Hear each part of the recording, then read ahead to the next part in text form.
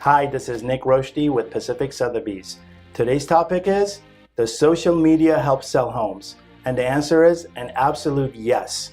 Why is that? Because almost everybody is addicted to these phones.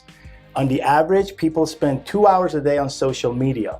Facebook, Instagram, LinkedIn, and YouTube are the top 4 social media platforms that a property should be advertised on.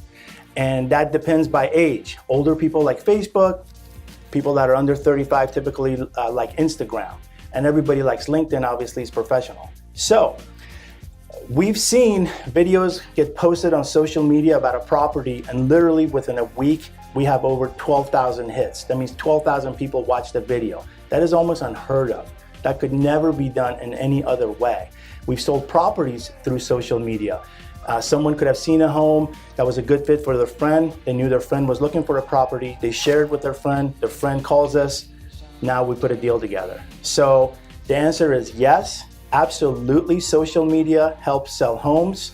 For all you sellers out there, make sure you hire an agent who understands social media, who knows how to advertise on social media, and is able to show you the results of all the hits they get, which should be astonishing with regards to all the buyers seeing your home.